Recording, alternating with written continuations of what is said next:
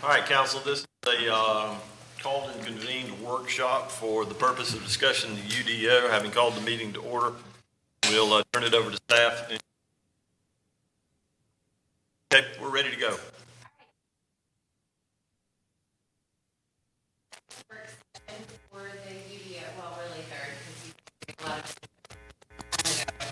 of but we kind of a mini.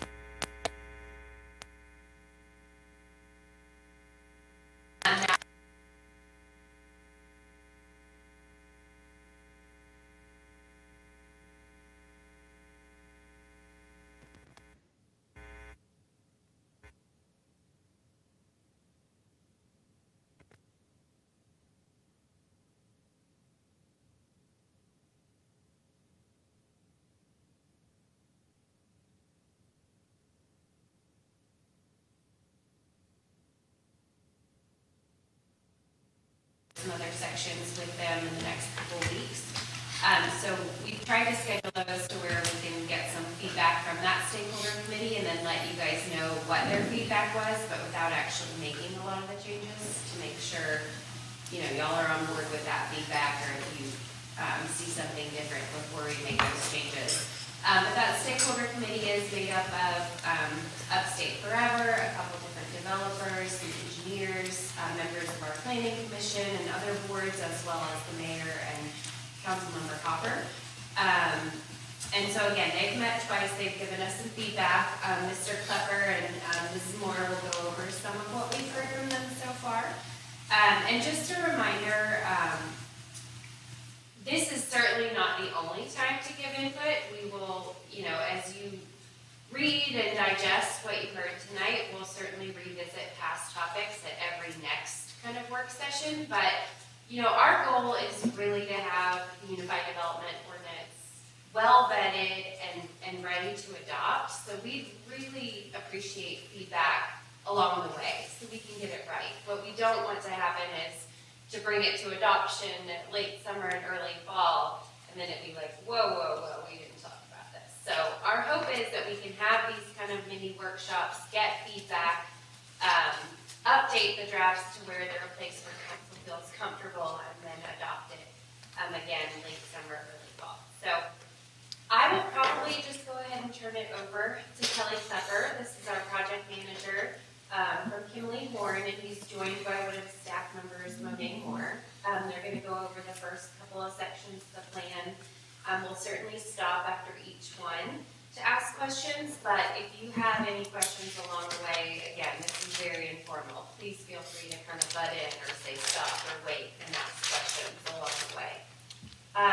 And again, if it starts to get really late and everyone's losing interest, it's kind of there is a rush, but there's no rush. You know, we can always cut it off and continue this conversation at the next work session. So we'll kind of gauge how you guys are feeling after a section or two.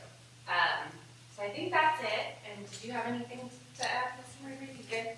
All right, Kelly, can you hear us? You could just go ahead and start. Yeah, perfect. Okay, and like I said, Monet's going to be kind of running the PowerPoint for us as I'm talking. We're actually going to swap a little bit here and there. And I will say that the mayor actually is at a little bit of an advantage because he's heard this before. So some of this may be old hat, but at the same time, you know, we wanted to, like Ashley said, start rolling this out to this group so that we can continue to move forward and kind of build upon what we've identified and what we've worked on with the stakeholders.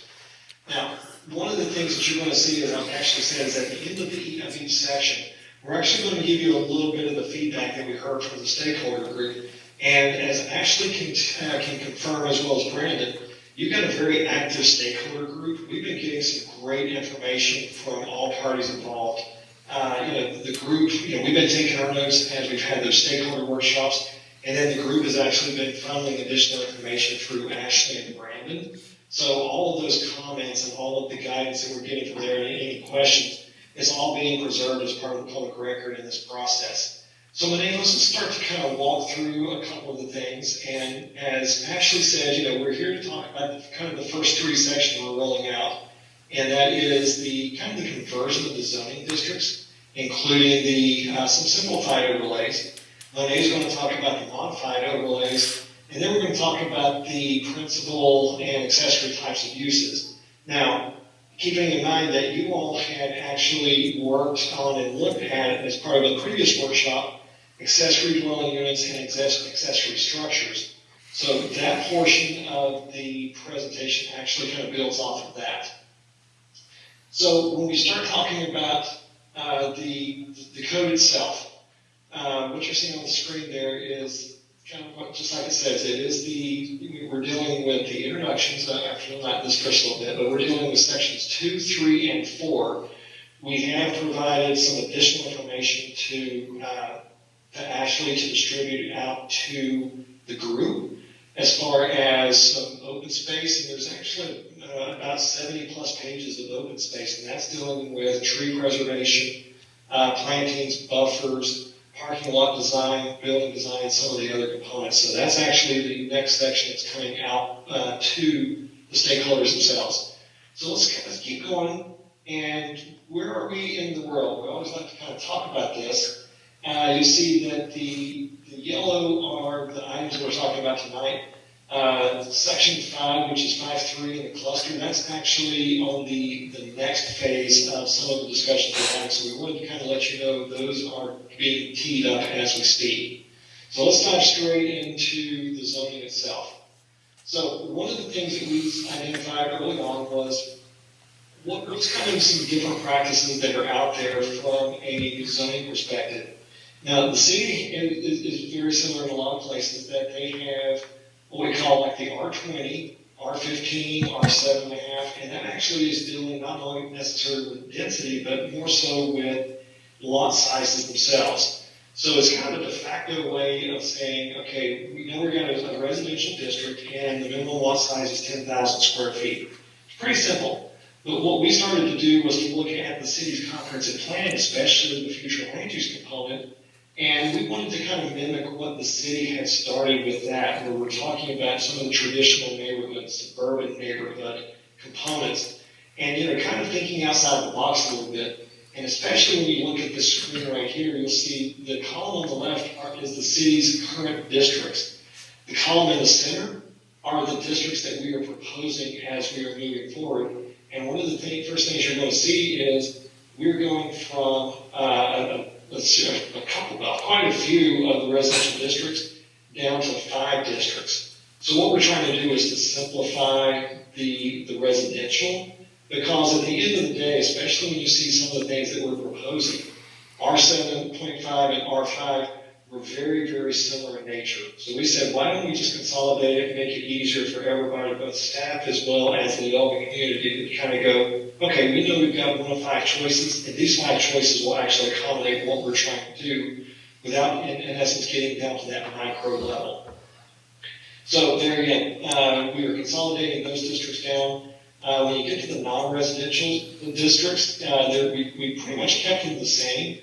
But what you'll notice is we went from a service district, which was almost like a limited or a light industrial, and we changed it to what we were actually seeing in the code itself, which was more of a business technology approach.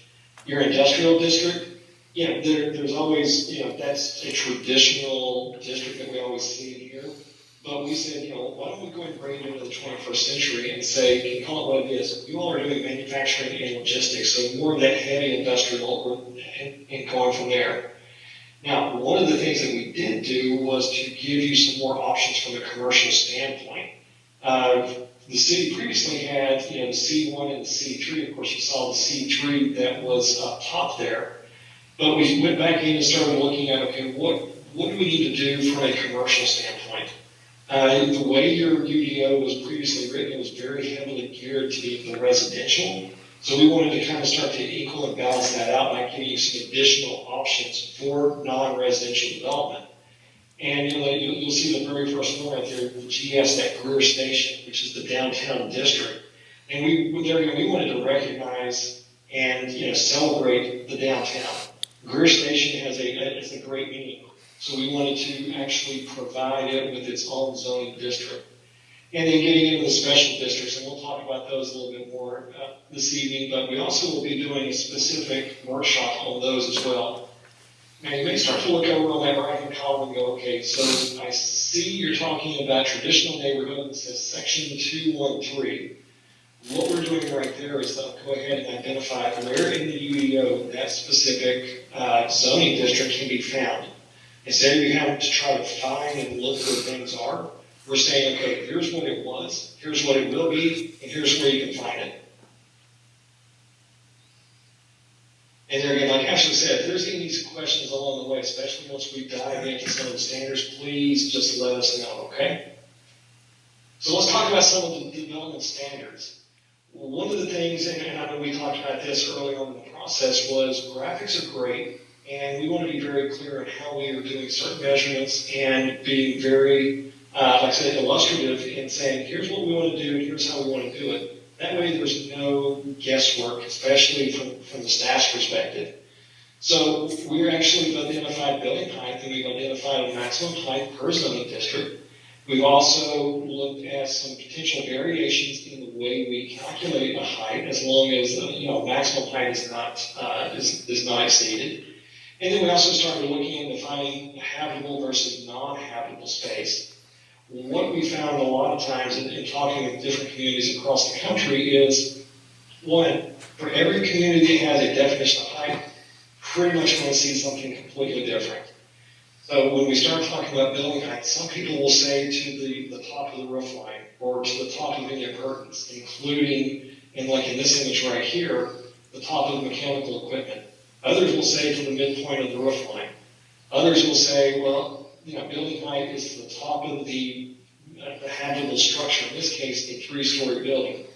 So what we wanted to do is just very clearly define what is building height, how we're measuring it, and what the standards are per district. So when we start looking at building setbacks, again, trying to create some uniform definitions that are clear and easy to understand, but then also providing a graphic that shows exactly how we're defining certain things, whether it's a street side, a rear, a side yard setback, and then also the differentiation between the different types of lots that you have throughout the city, whether it's a corner lot, a cul-de-sac lot, an interior lot, which is basically it's got houses on 3 sides of it, or a through lot, which you do have a few of those throughout the city, although they are few and far between, but especially on the south side of the city, you do have some where there is a street along the front of the house and a street along the back. So we want to make sure that, again, what we're talking about are the standards and how we're defining those. From a commercial component, similar type of thing with our building, our lot coverage. Next slide, maybe. There we go. So starting to identify what actually constitutes a building or a lot coverage. So just like this example says, we're taking the building footprint, dividing it by the amount of area that they have, and that's how we come up with our coverage. So the whole thing is to create a standard. You're going to hear me say that a lot. That is uniform across the board and it's easy to follow.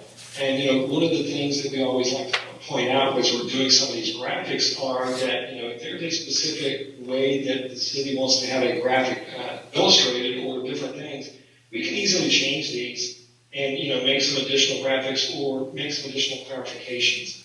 And when you look at the code section, especially section 2 and some of the other sections of the UDO, you'll see these similar types of graphics distributed throughout. So let's talk about our first one. So we dive into rural residential. And this is the one that we actually took that was previously set up as the RS and the R20.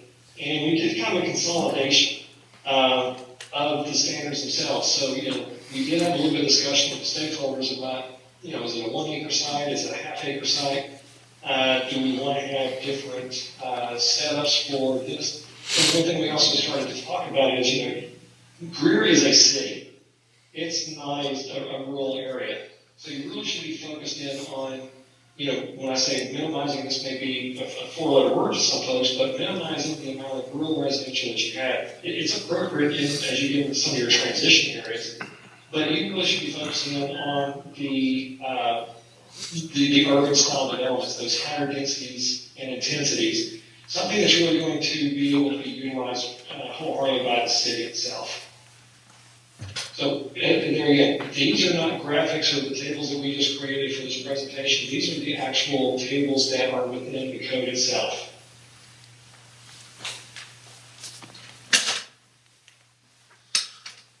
So let me, let's go ahead and get the next one. The suburban neighborhood.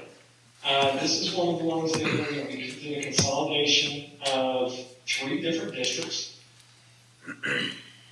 And we took the R15, the R12, and the R10, and we created this one, the suburban neighborhood, which is consistent with the city's comprehensive plan. And so, okay, in this scenario, minimum lot size is 9,000 square feet. There's a maximum density, but you'll also see the density and the maximum of the cluster. We'll talk about that in just a minute. You see the setbacks, we just identified those on the graphics earlier, with the front, the side, and you'll see where it says interior versus the through lot and also a corner lot. Remember that this is the reason we wanted to make sure to have those items delineated. We also see something on here for non-residential. Now, we are starting to introduce, and this is not open seasonal park lots to start doing commercial in every corner, but where it makes sense and where we have a certain type of locational criteria, whether it's an arterial or collector road, or maybe it's on the main thoroughfare, that we can potentially support non-residential development within the suburban neighborhood, but then again on a very limited scale. And we'll show you some of the examples we talked about with respect to certain types of non-residential uses. There are additional provisions that get into buffering, screening, and also the orientation of certain types of uses, whether it is a drive-through, a menu board, and things like that. So all of those items are actually addressed as part of the uses. So then we go to traditional neighborhood. This was the combination of the R5 and the R7.5. And we did look at, 5,000 square foot is a lot minimum. We've got the lot widths, the building coverages, and you'll see there's a differentiation here between detached and attached. And, very simple, it's, a single family detached house needs to be a minimum of 5,000 square feet. You could go upwards of, 3,500 square feet, and you look at some other approaches, including the single family attached. And there again, you'll see that there is an option for the cluster. The cluster is an alternative form of development that actually is not when I say thou shalt do, but it's an option that somebody could do if they wanted to. Similarly, we've identified and introduced the non-residential standards here, and at the same time, providing locational standards that work within that. Now, I will tell you this, first blush, some people go, wait a minute, Kelly, that doesn't work out quite right. How do you have 5,000 square foot lot and 10 dwelling units per acre? That is the situation where you're actually looking at a combination of detached and attached within a singular neighborhood. Now, one of the things that Ashley and Brandon will also kind of help discuss if we need to is we're trying to also create some districts where you could do by right. Instead of having a series of public hearings, and again, this is something we need to kind of rethink we can, but a by right subdivision that as long as it meets all of the provisions of the UDO, which of course you all as the council have to adopt, then why are we asking for additional public hearings and processes, especially if it meets the standards? So we're trying to create additional standards to help kind of cover a lot of this, but at the same time, also make some provisions for by right. And I will say that there are still districts that require council approval regardless. So if you go to the next one, medium density residential, you've got a density of 15 dwelling units per acre. You see the same lot sizes, building ground coverage, and then also the maximum height. Now, there is a provision in there talking about the maximum height of 45 feet and how we measure that, but there's also a footnote that we've identified within a lot of these that kind of say, if it's 60 feet, if it's based off of another criteria, or if you're doing something above and beyond the minimums, in this case, additional height, then there's usually some additional design and development standard goes with it. So this is taking place of your RM1, and then the next one, the high density, replaces your RM2. 25 units by right, 40 with a special exception, and also a series of notes that goes with it with a maximum building height of 60 feet, 75 with a special exception. There again, that's that formal approval process that comes back before you. Now, I don't want everybody thinking, oh my gosh, we just opened up 25 units by right across the city. When we've actually started mapping out the districts that, where is it converting from the RM2 to the HD, and making sure that we're not creating inconsistencies between existing zoning and land uses itself. So we're being very diligent in those types of things. We'll actually be bringing the zoning map to you as well here in short order. Let me ask you, are there any questions on the residential? I'm going to take a quick sub break before we hop into the non-residential. Kelly, I think it's worthwhile going back just a little bit, not necessarily on the slides, you can stay where you are, but there was a good bit of conversation around, I know in the suburban development, about this whole idea of creating nodes where we see expansion and then doing the commercial around those particular nodes. And we've got, I think, I'm not exactly sure what the word that we use right now is, that's kind of a similar idea, but I think it's important that we acknowledge that that's one of the ways that we're looking at dealing with growth, where it is moving into an area that may traditionally not have the services that you would normally see in maybe a more urban area. Not necessarily that we intend to introduce those everywhere, but that there are places that we will encourage that through that particular type of development, where you're going to have mixed use in some regard with both commercial and residential in more suburban or rural settings than what we have now. Absolutely, great comment, Mayor, and you're absolutely correct. So where we as a city can accommodate additional growth and development, whether it's through we've got sufficient water, wastewater, road capacity, and things like that, why not encourage additional development of those nodes? So there's a couple different ways we can do that. One is through, like you said, the suburban or the traditional neighborhood, if it's in a certain setting. Or we also are identifying a couple of mixed use districts that encourage both a residential and a non-residential mix, whether it's a horizontal mix or even a vertical mix. And those have specific locational criteria and being mapped out in specific areas of the city itself. And that's where, working with staff and just, ensuring that where we're talking about some of these mixed use and some of the higher densities and intensity types of projects, we're not exacerbating a utility situation or an infrastructure situation. But great comment, Mayor. And we might want to, at this point, go ahead and expand as well, too, on a conversation that took place with the focus group. And I'm going to ask staff to jump in on this as well, but you can help validate that conversation too. Is that it was brought up in conversation, particularly by one of the engineers, but was also seconded by another engineer, and I think one of the developers that was online, that the traditional suburban neighborhood approach of 1/3 to 1/2 acre lots with streets and cul-de-sacs and connecting streets and all that sort of thing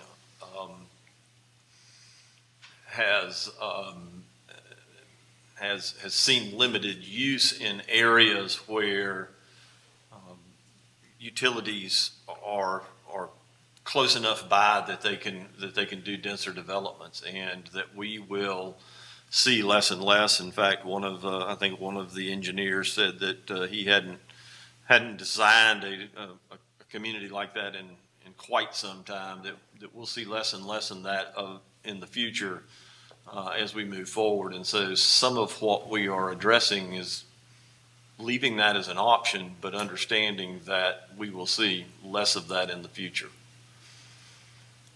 Yeah, and Mayor, I'll just kind of say, I'm going to definitely defer to Ashley and Brandon, but I'm just going to say great comment, and definitely thanks for sharing that perspective, especially sitting on the stakeholder group. you're hearing that firsthand, and being able to share that information with the rest of the council is critical in this case. But and when I say you've got a very lively stakeholder group, you have a very lively stakeholder group. They're engaged, they're informed, they're coming with real world solutions and thoughts. So we're morphing as we go with some of these standards, but at the same time, it's creating a better UDO all across the board. Ashley, Brandon, did you want to chime in with any of that? I feel like that was a really good summary of the feedback. I don't know that I have a lot to add, but I'm happy to answer any questions if you guys want to have a bigger discussion. I think it was as much a comment as anything else. I mean, as we continue to grow and to look into new areas, I think having a palette that gives us the ability to move in different directions sometimes is going to serve us appropriately. And I think that was the point that both the engineer and the developer were making, was that we have to be open to this idea that what has served us well for so long, it may or may not be appropriate or even useful for the future. And a lot of what we are looking at may feel different, and it may look different, and it may sound different, and that's not unintentional in some regards. Yeah, and I think this, when we get to the cluster development section, I would love for council to comment more on that, because the intent is really to allow for some additional density and give sort of bonus density, but in return have higher quality development. And what I got from that conversation is that they anticipate most, if not all, are going to develop under cluster. And that wasn't quite the intent. So I think it's worth more conversation when we get there. And we conveyed that, and I think the thing that was appropriate about that conversation was that as long as we control some of the ancillary trade-offs, then it becomes appropriate, because we had a lengthy discussion the other day about what constitutes green space and open space, and what's usable and what's not usable, and what's the definition of a park is, passive or non-passive, and is that a big field or not? I mean, we had a really good discussion about a lot of what we talked about would be appropriate trade-offs or non-appropriate trade-offs. So it's a work in progress in a lot of regards like that. But I think having the ability to be able to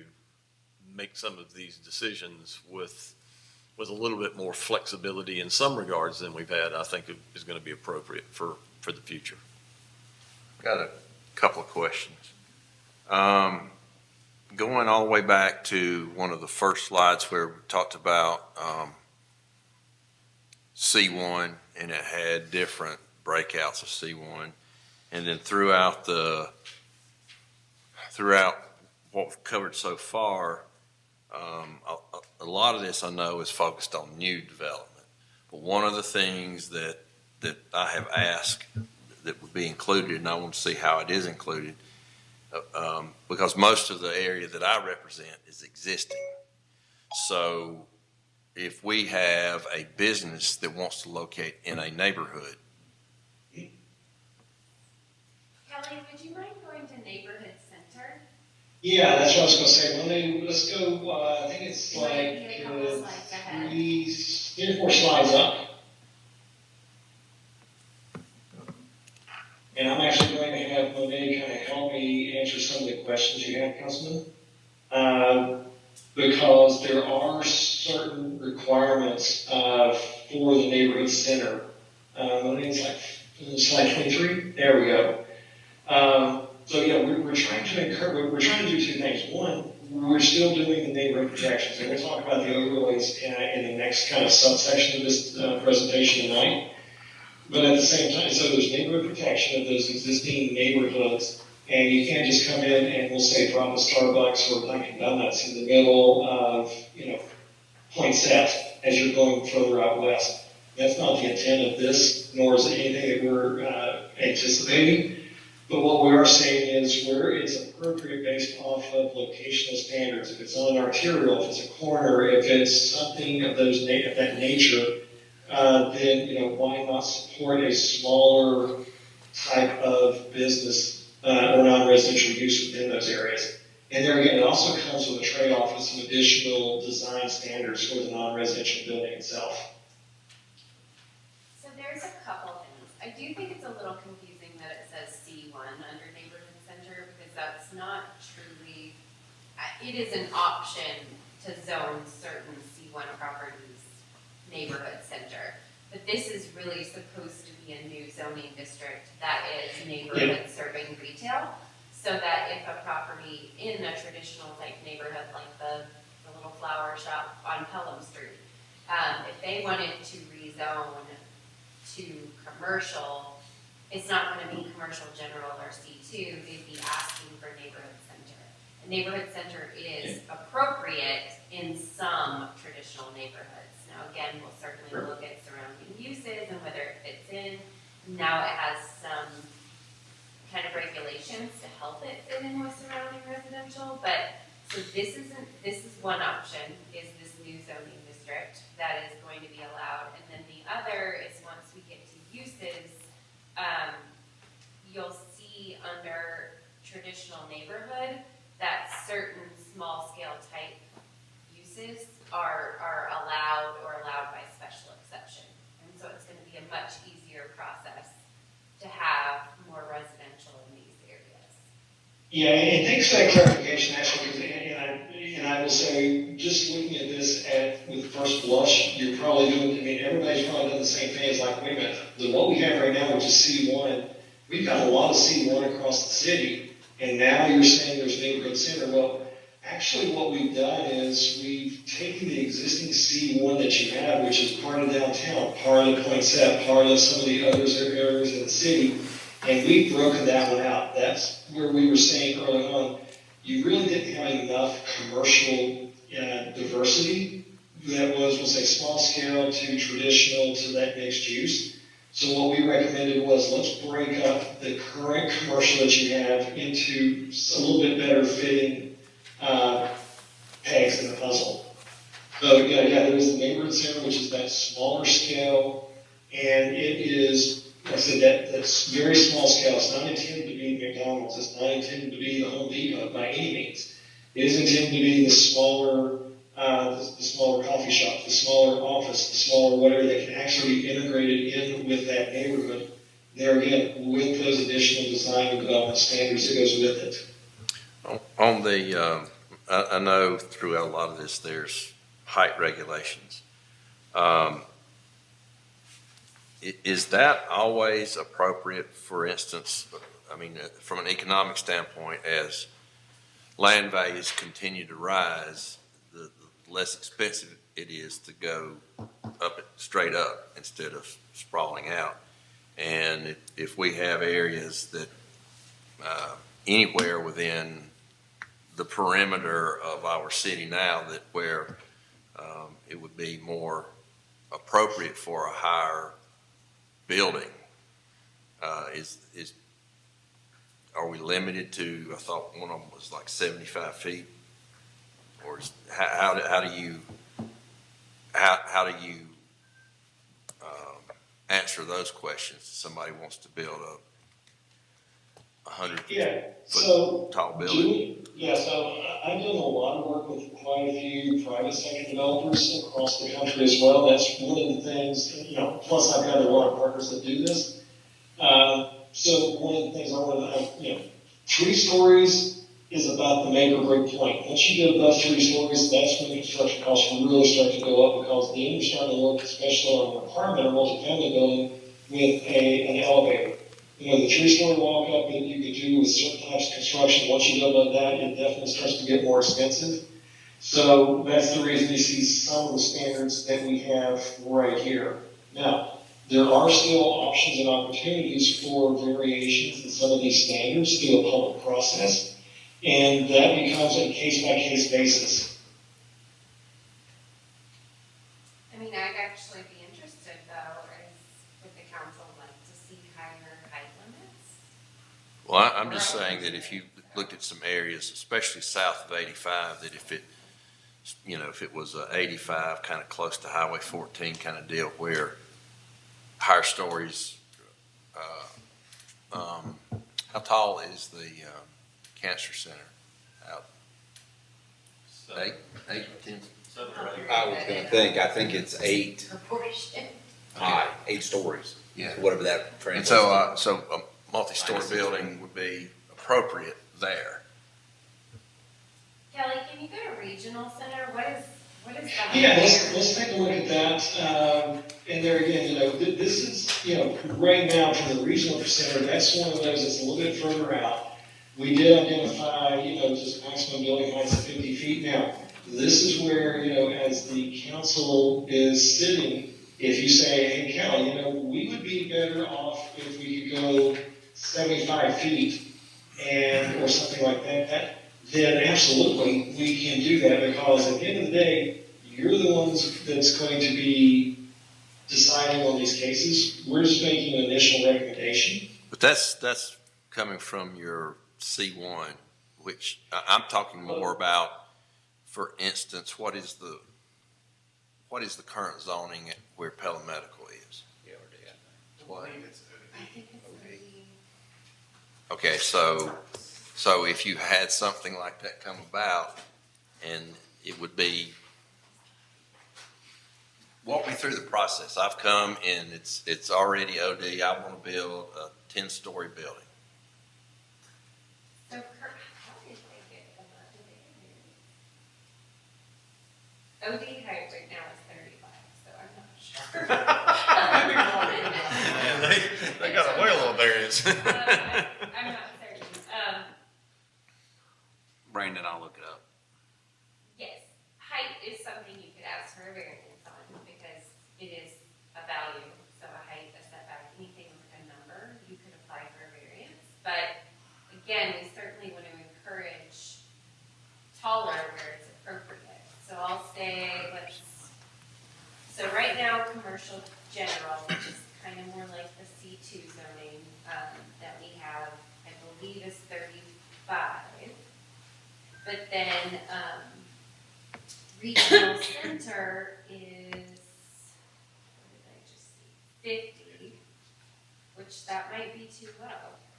Commercial corridor, which was more like C3, that says 35, so that's definitely not right. See, Say that to 50. What I'm saying is I think there needs to be some thought given where if there's going to be, where there's a potential for that kind of development, we don't need the developer having to come and spend extra money to go before another board to say, may I please? Right. I So, think the point here, I think the point here is, let's make a note on Right. this and let's take a look at heights, because this is a conversation that can go a lot of different ways, but, just in thinking about the hospital and then the cancer center, if you got a 4 or 5 story hospital, a 7 or 8 story building behind it doesn't seem inappropriate. So, we probably just need to take a look at that. So Kelly, if you'll note heights for us, and staff, if y'all will note heights, that'll be something that we're gonna wanna take a look at. Absolutely, Mayor. Already got it noted on my copy here. Okay. Yes. And let's do this, because we've already jumped around a little bit. Council, are there questions specifically regarding residential that you identified before we I did. maybe hop into another? Okay. Yeah, mine is just more of a comment than anything. The only thing that kind of alarmed me a little bit, made me feel a little uneasy about, and maybe as we go through this, you can ease those concerns, is that by right word. How something by right could be gone through the process. I'd just like to see how that looks, per se. As a fellow engineer, I know how to value engineer solutions to make something by right fit into a by right situation. So that's why I'm concerned. Yeah, and great comment. So here's the thing I'll say. If it's by right, That means you cannot be, you can't modify your lot sizes, you can't modify your building heights, you can't modify your setbacks, you can't modify parking and buffers and access points and things like that. You've got to hit the letter of the law, so to speak. Otherwise, it starts to trigger those planned developments and other types of projects, which they're going to allow for the flexibility in design and development, kind of along the lines of like your current DRD. Now, I will tell you, we've been looking at a couple of different projects with staff, and there are some that actually could function and actually could work as a by right under both the high density, not the high density residential. Brandon, actually, when we looked at it, we were looking at traditional neighborhood, so the TN, and we also did look at some of the other districts and some other existing projects.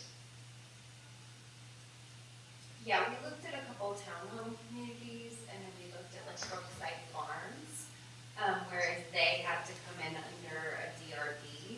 That type of community would be allowed by right with a few tweaks. Like they didn't quite meet some of the law requirements, but they were pretty close.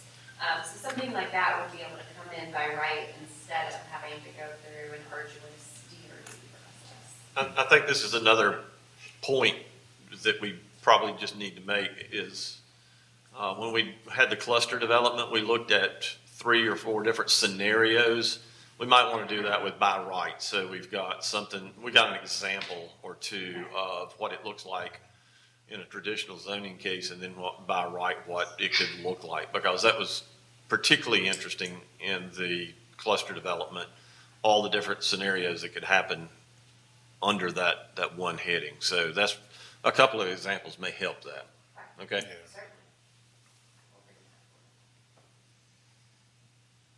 Others? Particularly in regard to residential before we jump forward here on another section.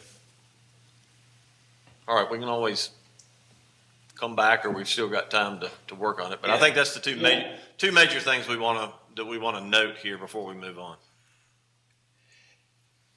Yeah, so we've got the height, making sure to relook at that, and then also providing a couple of the examples relative to the proposed districts here. That would be by right, and which ones would still be that planned development or a DRB type of approach. I think the examples will be helpful, yes. Yeah, absolutely. And we do actually have in the next, not tonight's segment, but the next segment, of some examples of, was it Leo Living, and what was the other one, Ashley, we pulled up before? Brookside Farms, I think. Brookside. Take so. Yes, we actually did show that and a couple of others to the stakeholder group, just so they could see kind of the differences we're talking about here. So let's go ahead, if it's okay with you, Mayor, just so we can get through overlays and then into some of the use discussion. Yep, that's fine. Let's go ahead. We are here at your convenience and everything, but just want to make sure we get through some of the other information. So, Sure. Monet, we've got, as I know you're on RC, we got to go backwards a little bit. So we talked about the residential, but go backwards, please. Keep going. Everybody close your eyes for a second. She's going to flip through. There we go. Too far.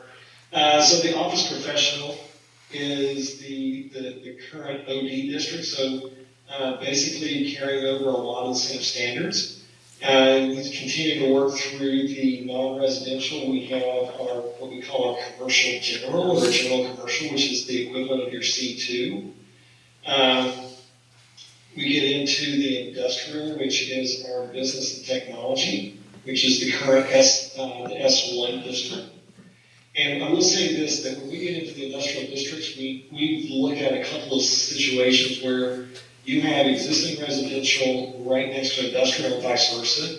So we're also trying to make sure when we get to the buffer section, you can see that it can't just be a 25-foot building setback, and we call it a day, especially where we've got those existing residential. So we are looking at some sort of trade-offs between the allowance and the support of the industrial and those jobs-producing types of employers and the existing neighborhoods.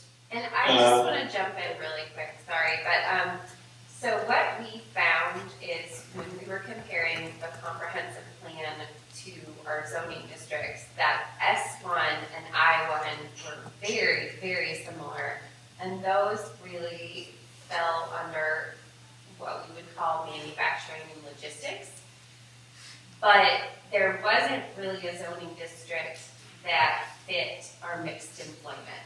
And we were really struggling when we got projects that asked for S1 when they're in a mixed employment future land use category, whether or not they were appropriate. And so that's really where this zoning district came from. I actually don't think a lot of the S1 uses will fall under what we're going to allow in business and technology. I think it'll be more of a mix of kind of the office professional with some lighter industrial, and then those heavier S1 and I1 uses will be more in the manufacturing and logistics. So, Well, you can go ahead. I just wanted to- this is going to be a perfect example of where we're going to have to be a little open-minded, because Andy and I were talking with somebody today that was talking about a potential project that would be, for lack of a better description, office, but would be research and possibly manufacturing, high-end manufacturing. Let's think, robotics and medical and all that kind of stuff. So that particular project would not fit in anything that we've got right now. And there was even a commercial component to this as well too. So we're gonna see more and more of those kinds of things where you're gonna have office space for the research, then you're gonna have a building where there's gonna be technology going on, and then you're gonna have that strip center where they're all gonna go eat and drink coffee and that sort of thing. So we've gotta figure that out. Yes, So- absolutely. I think a mixed use. And I just went to a national planning conference in San Diego, and some of the places that we toured, life sciences are just blowing up, especially during COVID. And those are the places where you can't work from home. You have to go into the lab, and you have to do that, and you have to have services around it. And so, I just concur, and I do think we'll have some more flexibility. And I'm sorry. Well, so right now, because I can carry everybody to a building that they do exactly what you were talking about. They do research, they also do the development, because everything they do is specialty. And so they have an entire section that is nothing but manufacturing. So what, I'm kind of, you're talking about adding a new title, but what I just explained, you said wouldn't fit? No, I think it would fit in this zoning district. I think our existing zoning districts, it's a struggle. I mean, we actually have one recently. But you said business and technology, you said it would be a more lighter Yeah, form of and- manufacturing, and that's, I mean, this place is welding and cutting and all kinds of stuff, but it's exactly what the mayor just, I mean, to a T, exactly. So we may need to take a look at that and just make sure that type of thing would be allowed. I'm honestly not certain. We probably allow for R&D and manufacturing logistics as part of the business. So it would more than likely fit into manufacturing and logistics if it didn't fit perfectly into here. So one of the things I want to kind of make sure and let y'all know about, business technology is not just a regurgitation of the current S1. We actually look at it just like Ashley and Brandon said, is, what are we missing as a community? And I will tell you, having worked in central Kentucky, which for some people may go, okay, so there was a huge research hub in and around the University of Kentucky and what we call the Golden Triangle, which was Cincinnati, Louisville, and Lexington. And we were right in the middle of that. So looking at some of those new and emerging technologies, even back in the late 90s, early 2000s, and the realization at that point when I was, I'll say, Ruthie's position, I'll say Ruthie and Ashley's position up in Georgetown, was we didn't have a district that did exactly what the mayor was just talking about. we had to get creative, and what we're trying to do is bring some of that creativity here, because, as we kind of talked about previously, the uses we're talking about right now, some of the uses we're getting ready to see haven't even been thought of right now. 5 years from now, we may start to see them. Instead of having to update our code every time that there's a new use or new technology, what we're trying to do is create enough flexibility in that business technology and even the manufacturing and logistics to address those exact types of things. I think one of the projects that y'all recently saw, maybe about a year ago, was the Westmoreland, where the bank site is, across from the hospital. So that's kind of what that site's gonna be. It's gonna be an R&D, commercial in the front, some light manufacturing in the back. So it's all gonna kind of blend into that. That's probably more than likely what that will go to if council goes with this system. So we had to do that one as a DRD to get it through, because it just didn't meet. So, But to Jay's point, if it involves heavier construction, and I can think of another example right off the top of my head that's just doing the same kind of thing. But it's basically industrial, even though a part of that is the design piece and the research piece and the home office of this building and all that kind of stuff. But the whole back of the plant is turning out engines or something. I mean, and that would be industrial, is that what? Well, I guess we're asking you is, for the future land use map, we have mixed employment, which has kind of a description, more office parks, more R&D. Are you guys comfortable with some of those uses being in business and technology in those mixed employment type districts, or do you feel most comfortable keeping them where we've designated manufacturing and logistics? So that's a question for council. I don't know the answer. let's put a question mark on that one right now, because I can see overlap there. I mean, I will never split that out 100%.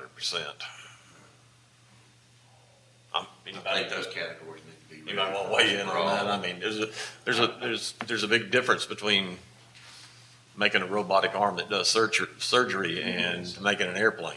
I mean, that's two different things in my mind. I agree. I don't want sometime in the future, when we are no longer here, somebody sitting at a desk going down and saying, well, that doesn't go here, and that doesn't go here. We need to make sure,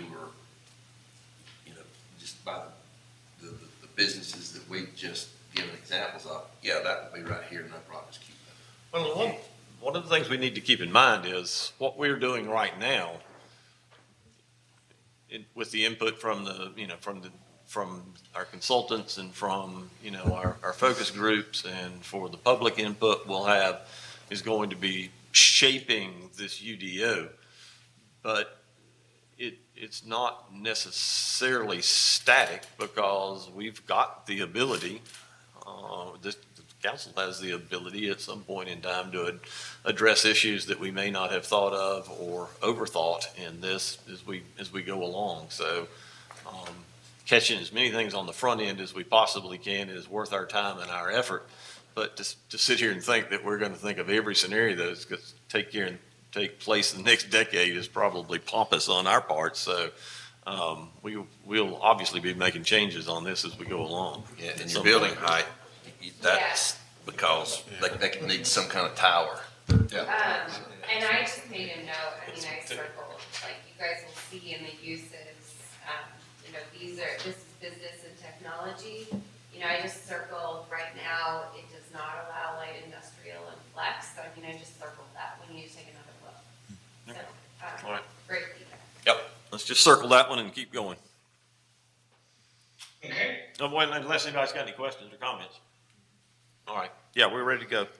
Okay, we're going to keep kind of moving through. There's really non-residential sections here, and there again, we actually kind of, I know it's a little deceiving when you're just looking at a screen. It's got a clip of an entire section of the UDO, but when you're reading section 2 in the context of also getting in with the uses, you'll start to see exactly what we're doing there, which is exactly what you're talking about, which is, trying to be flexible, trying to address the what-if situations without being so narrow in some of our approaches that we end up limiting ourselves.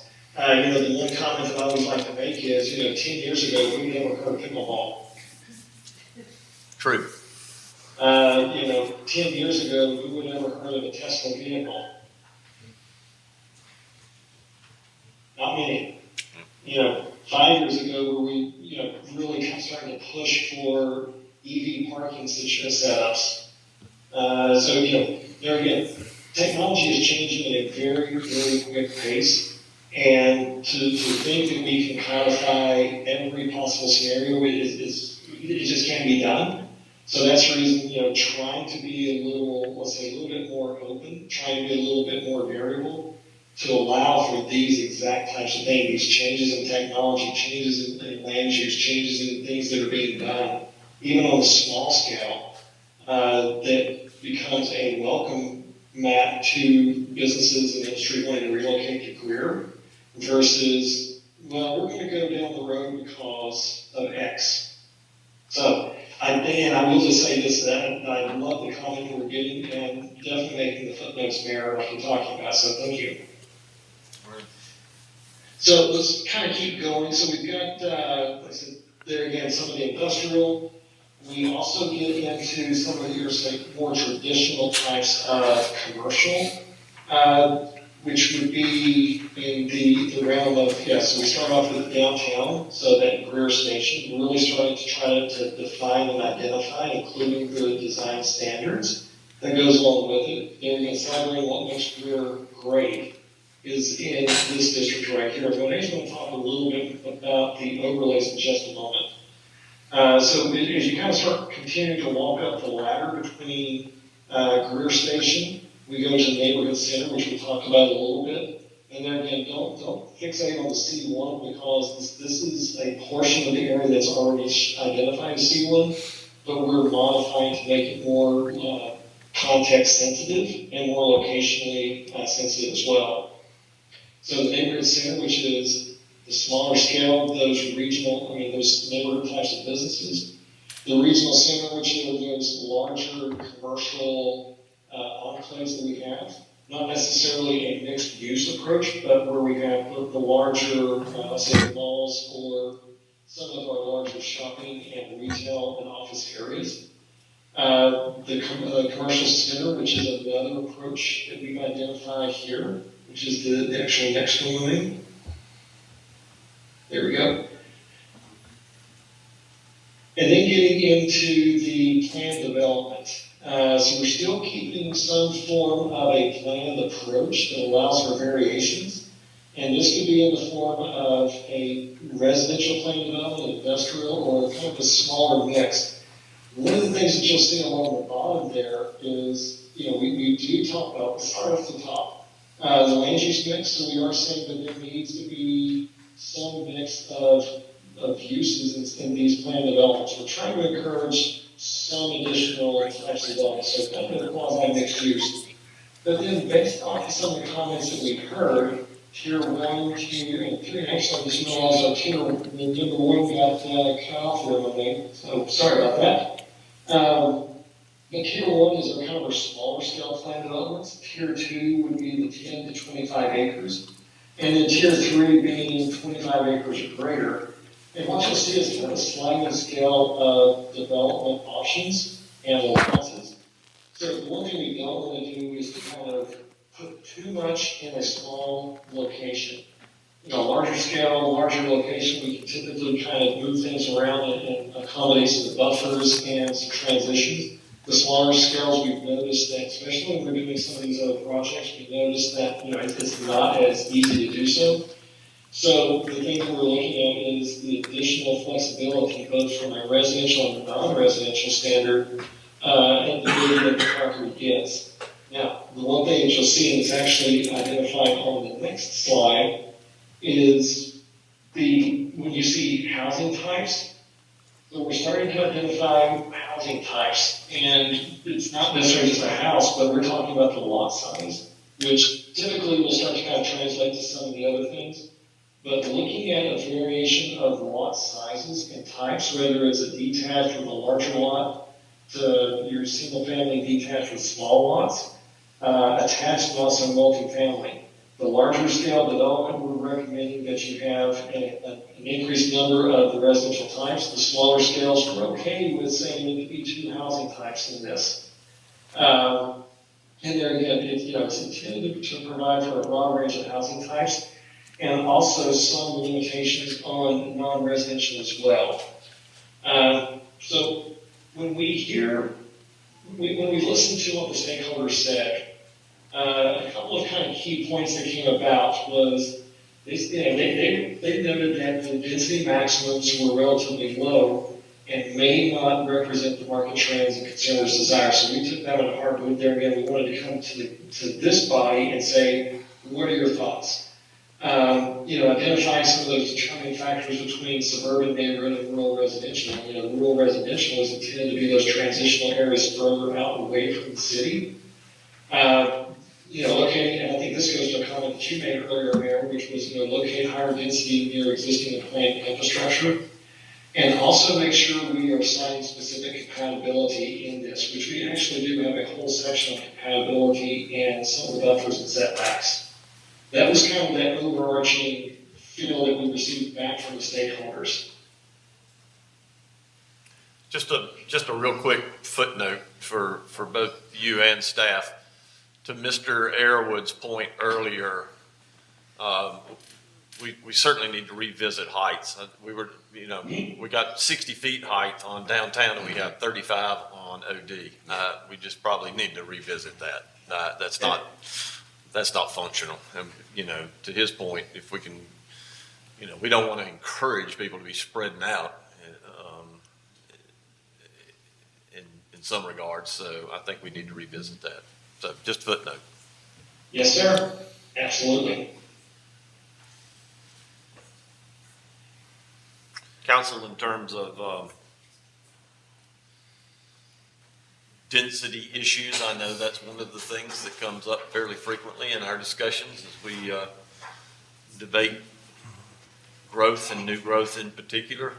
This is your chance to chime in. 2 questions. You said a lot of people said, or a lot of the stakeholders said, our density maximums are relatively low. So, and then, just hold on to that a second. And then the rural residential, I would assume that the only place you would find that district are on our defined borders where we believe there would be very little, if any, chance to grow beyond. Is that right? That is an accurate statement, yes, sir.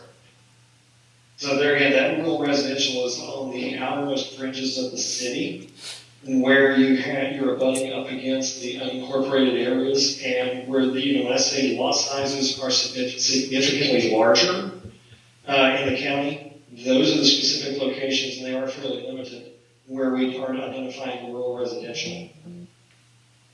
Okay, then what are if our density maximums are low, do you agree with that statement? And if so, where should they be?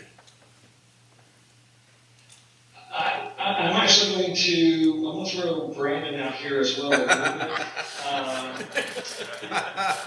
Come on now, earn your money. I'm going to give a response since I'm not there to take the brunt of this.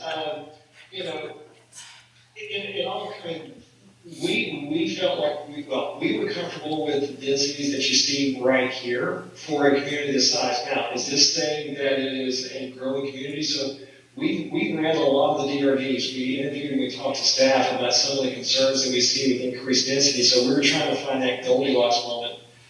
Could you support higher densities, especially in your the residential medium and your high density? Absolutely. The area that I was a little concerned about going up anymore was the traditional neighborhood. That is at 10 to 12, which is consistent with the R5 that we have right now. So those traditional neighborhoods, which is kind kind of that core area in and around the downtown. We, as Kimley Horn, were a little concerned about increasing density too much in that area, because there's going to be a lot more development pressure.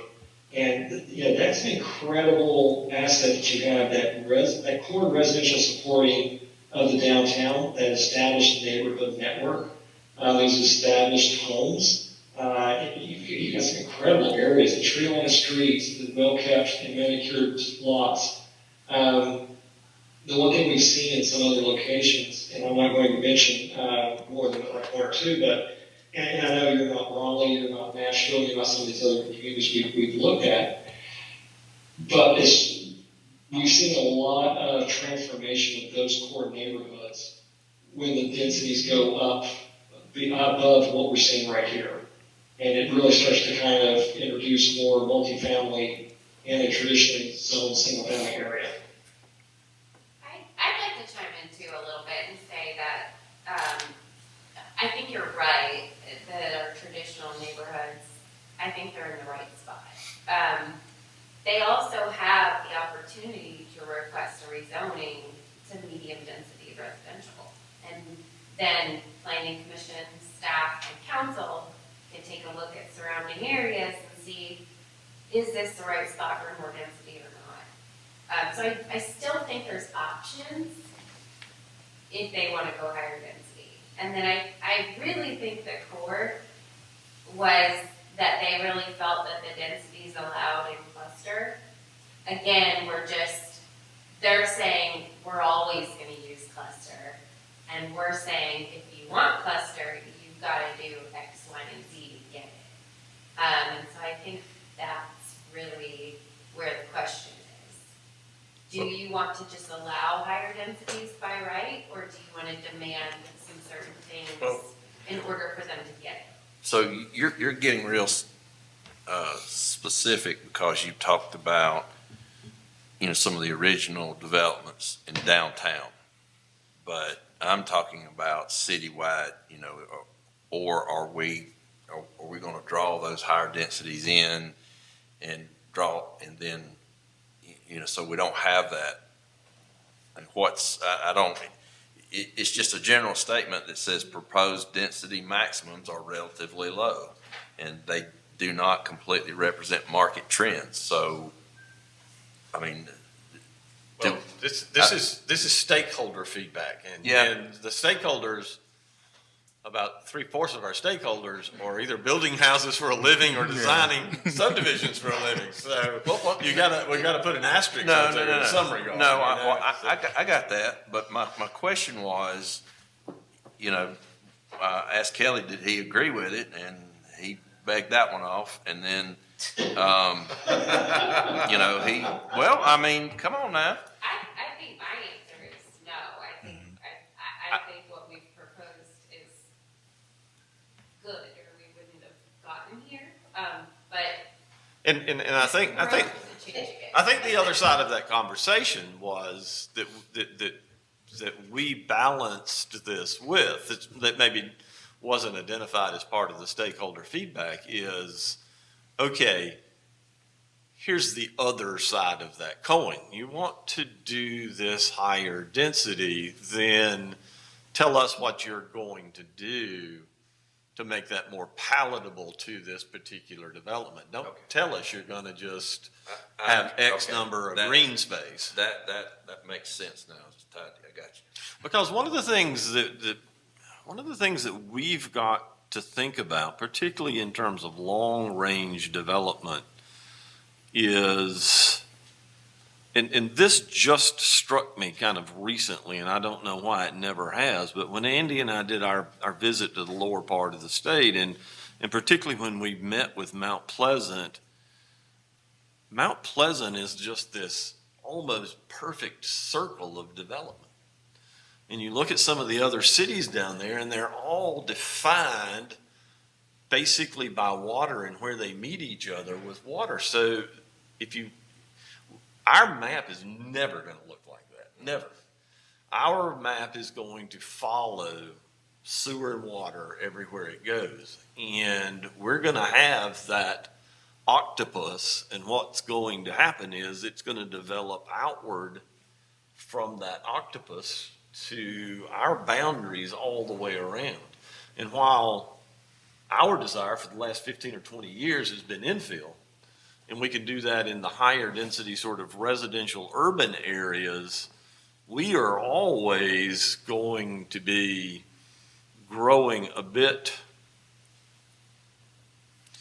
Our pattern of growth is never going to look like a big round circle like you're going to find in North Carolina or Georgia or places that have completely different annexation laws than ours. And so I think it does become appropriate that we offer types of housing along those nodes and along those areas where we've got the ability to take advantage of the infrastructure that is already there, but to also balance it with these other sort of.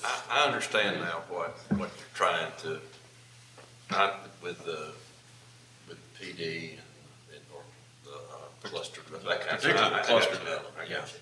Now, when I talk about our boundaries, for instance, the golden box.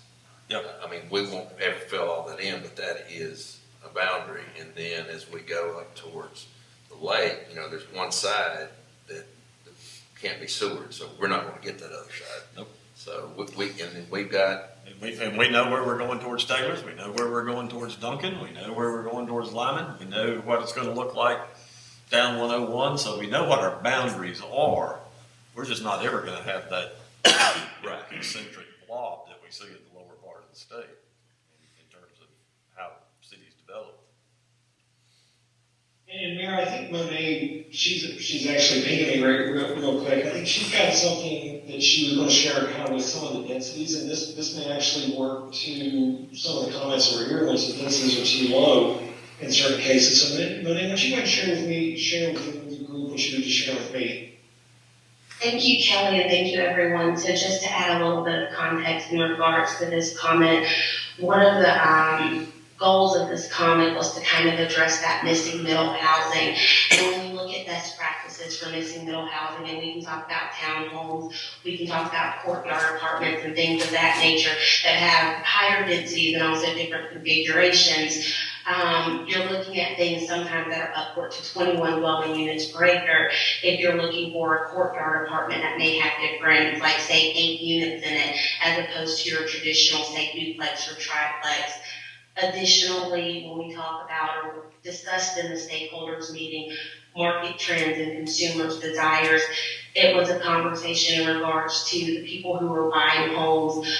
They're getting younger, they're having families later in lives. They don't desire particularly your homes on a larger lot that may be a little bit further out. They're looking for more walkable communities. And so how can we provide that housing option for the people who want it in Greer?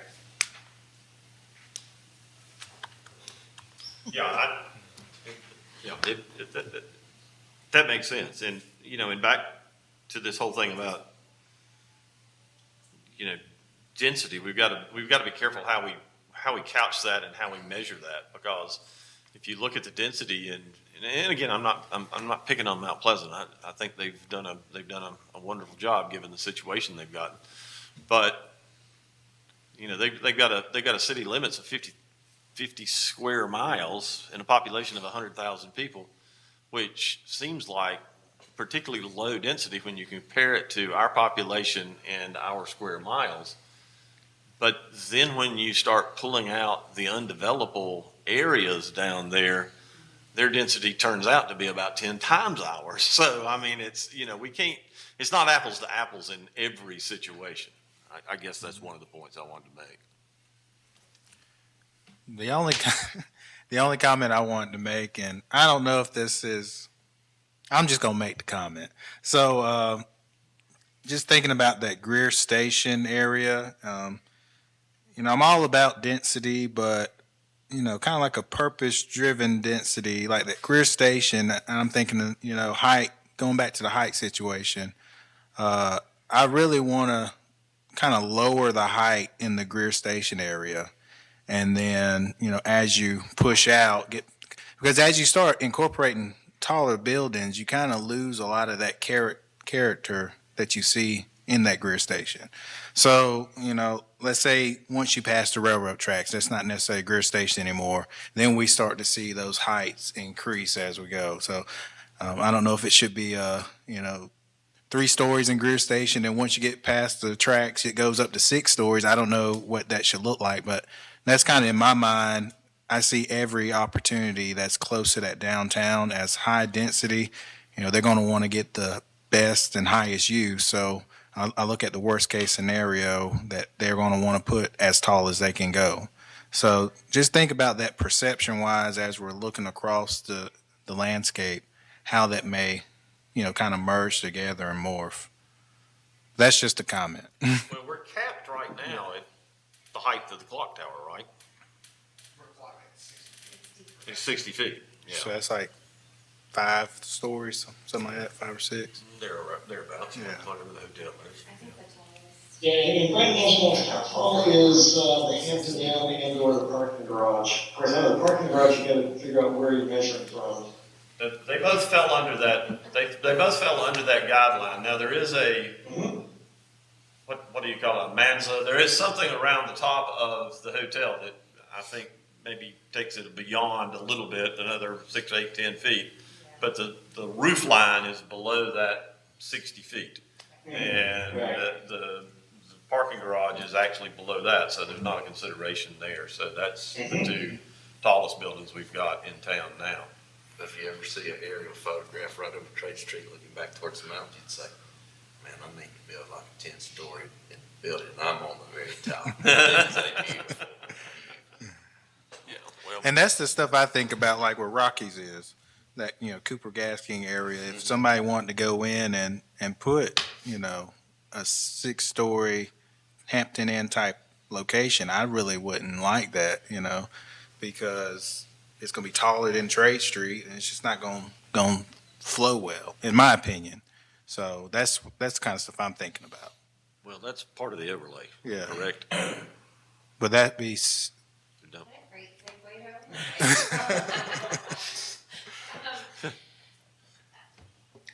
Yeah, Kelly, Monet, do we have a lot more with zoning, or is this?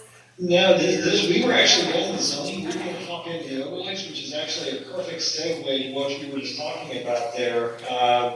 And I'm going to turn this over to Monet to kind of walk us through some of the thoughts. All right, All right, Monet, before we get going, we got overlay and what else before us tonight? Uses? I don't know that that'll be. Uses in the overlay? Monet, give us 5 minutes, and then we're gonna start back at 7:30, and then we'll see if we can knock those 2 out. I'd like to be out of here by 8 o'clock, okay? Okay, thank you. All right, thank you. Can I do, Mayor? All right. All right, Monet, floor is yours. All right, thank you, everyone. So,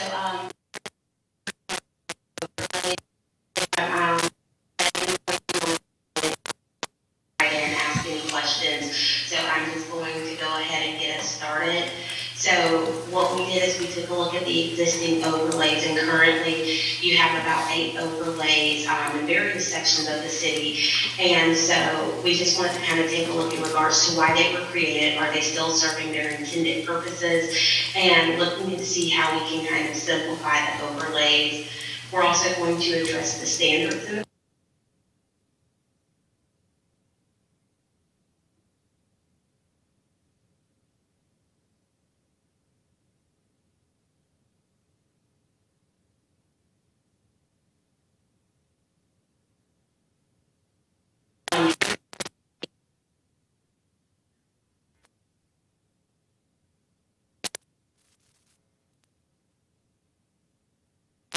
Greer historic places, those downtown overlay districts. We wanted to make sure that we're keeping some of those elements the same.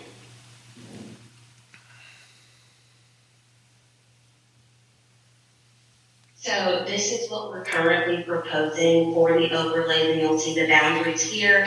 So in addition to taking a look at the downtown historic district, we also wanted to keep those boundaries in place, but we also looked to see where there was some potential to kind of expand those boundaries and make a transitional zone around downtown Greer. And so that's what you see in the red. And then additionally, we wanted to take a look in regards to what you identified on your future land use map as some of those key corridors that take people into downtown, whether they're coming from the airport, whether they're coming from Greenville, but what does that look like? And we were able to simplify the existing overlays because we strengthened the underlying standards for our zoning districts. So say, for instance, there was a overlay over Highway 29 that mostly addressed sign standards, but we have been upgraded sign standards to where we didn't necessarily feel that that would be necessary. So we're just going to zoom in a little bit for what you see here on the screen so you can take a little closer look at those boundaries. So this is your historic district. This overlay, the boundaries of it didn't change at all, but you'll see kind of where they lay out just east and south of Main Street and kind of what they encapsulate. So we did not change the standards for this district. We more so just reformatted it so it will fall in line with the remainder of the UDO as we have it drafted. So again, it's going to be subject to the Board of Architectural Review. We're still honoring those architectural design styles from the 1890s and 1930s. We took a look at some of the architectural guides that you all have for this area and kind of what's in place, the architectural styles for your historic buildings, and making sure that if this area was to redevelop, it's maintaining that character. Can you go back to that map, of the historic district? Is there any way to make it even larger? Because I can't follow the boundaries.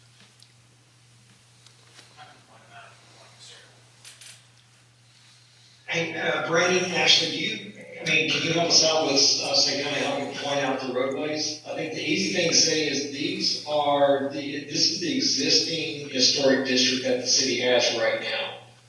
So this is Randall, the depot is right here.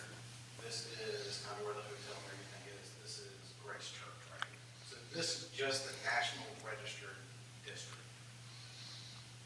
Not the entire, whereas before you had the entire downtown overlay, this is just the National Register district, the National Park Service.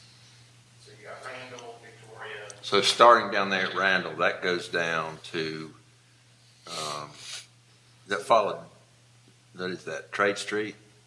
Yes, sir. This is trade right here. This would be County Bank, I believe, Horse Sports, Ollie's. Okay. And then one other building that's kind of over on Randall and then across the street. Okay, and then as it goes up So north, this is Judge Mims' building right here, kind of that's the starting point there at the intersection of Main and Poinsett. And then it just kind of follows around back down Trade. This is Great Bay, all the way down to Grace Church. okay, and so this is not the historic overlay district we have in place now, is it? This is the historic overlay district. I think what you're thinking of is the downtown overlay district. Okay. The downtown overlay. You're right, I'm sorry.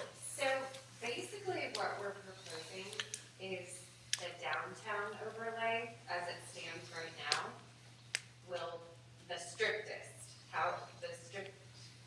downtown overlay would shrink to only cover the actual historic district. And then the larger red area around it, where it used to be downtown overlay, is a new overlay that is less strict than the downtown overlay.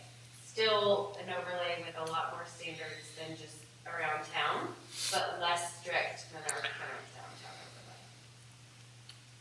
If that makes sense. It's a very simplified way of explaining it. What Mr. Booker just described. Yeah. So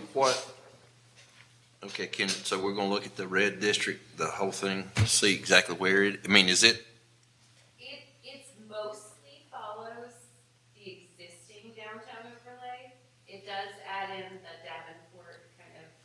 neighborhood.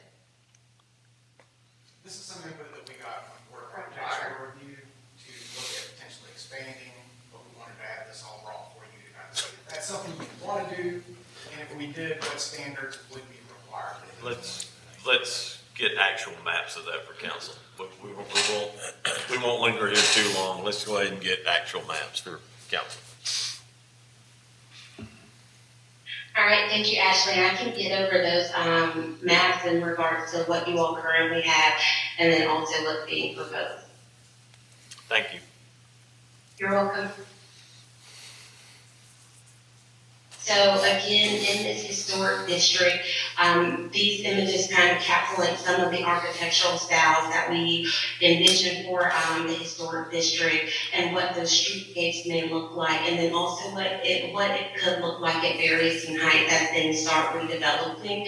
So just making sure that those exterior facades are just consistent throughout, and then having special things in there such as the awnings, entryways, some of those clearer facades when you do have, say, like a commercial use on the bottom.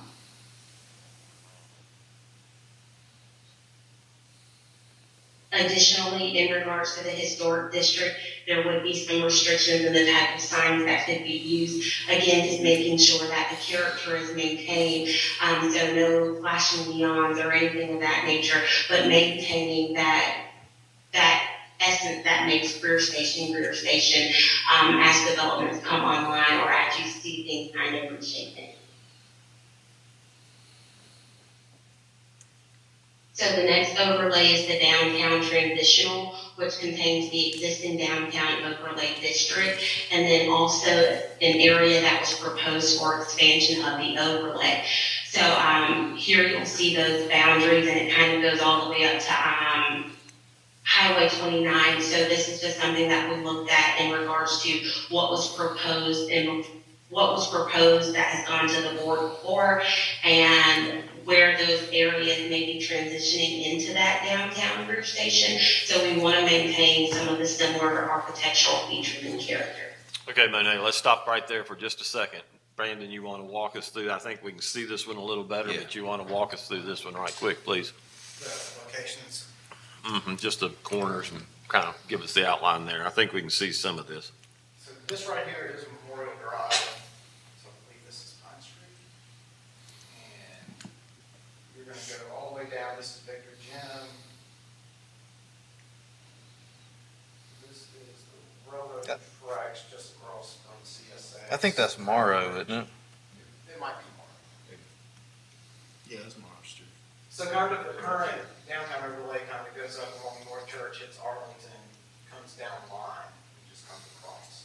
So that's kind of where they were looking, Laura kind of made that recommendation to potentially expand that overlay. I'm trying to find Arlington. Is Arlington right there through the middle to 29? Is that where you see Greer is? Greer sign? Okay. So this, what is that, South Main? What's the street? Okay, you've got the, This is the main. oh, here we go. So if you don't mind, I just brought over Arch Pro, which is just a newer version of GIS, so we can kind of zoom in on some of these areas. So this is around that historic, you'll see that kind of carved out and shaded. So this is the southern portion of that downtown transitional overlay. It extends south of the railroad tracks and as far south as Martin Street. And what kind of restrictions are on those? I mean, restaurant in this historic district. It's currently in the downtown overlay. So with the downtown overlay currently, the only like materials you can use are brick and stucco as an accent. It's very restrictive on colors. So kind of what we're proposing in the downtown transitional, which would be kind of that reddish color, would be 80% of the facade from road frontages would have to be some type of brick, stone, siding, could be wood, board and batten. So it opens up the materials you can use within the district, but it does also define what is going to be allowed and what's not going to be allowed. So is there a difference between commercial and residential? They would be treated the same. There are some. I think for like accessory Accessory. buildings.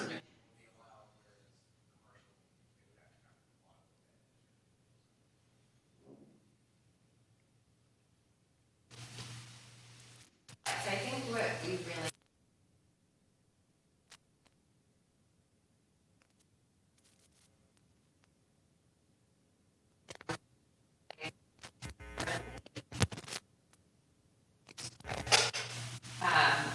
It's very, very important that we keep it for the historic area.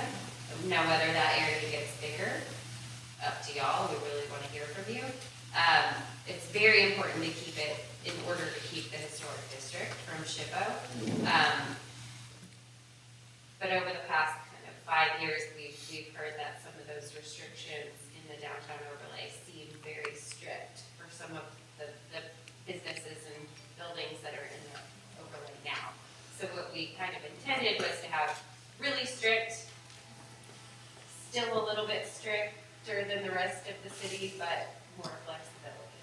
Now, did we get that right? I don't know. Maybe we need super strict, less strict. We may need 3. It's really, this one we anticipated a lot of feedback on. For instance, on the corner of Moore Street and is that, it's not Park, what is it that runs behind or Victor Smart? Is that Park? I think so. Okay, the first lot there, that used to be ice cream. Pelicans. Yeah, Pelicans. And he got hung up with colors and all that kind of stuff. They're no longer there. What, would this overlay district stop that from? So it would still control materials.